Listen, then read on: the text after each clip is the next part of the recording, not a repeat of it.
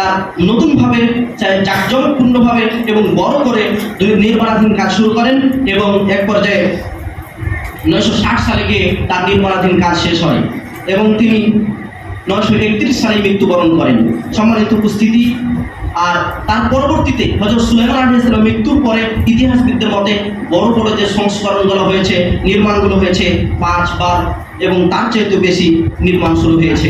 সম্মানিত উপস্থিতি, তার মধ্যে উল্লেখযোগ্য হলো নবী ইউসা বিন নূন আলাইহিস সালাম এবং উমর রাদিয়াল্লাহু তাআলা আনহুর সূচনা এবং উমাইয়া যুগেও এই সূচনা হয়েছে খ্রিস্টাব্দ অর্থাৎ 690 খ্রিস্টাব্দে শুরু হয়েছিল।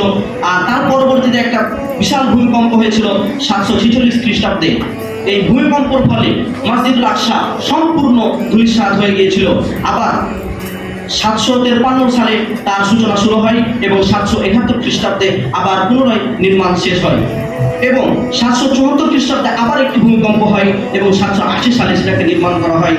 আবার 1033 খ্রিস্টাব্দে একটি ভূমিকম্প হয় এবং 1034 খ্রিস্টাব্দে আবার নির্মাণ শুরু হয় এবং 1036 খ্রিস্টাব্দে সেটা সম্পূর্ণ হয়। এইভাবে ভূমিকম্পের কারণে কিছু কিছু অংশ ধ্বংস হয় এবং কিছু কিছু অংশ আবার শুরু করেছেন। এ পর্যায়ে এখন পর্যন্ত এই মসজিদুল আকসা জয় পরাজয় এবং সংযোজন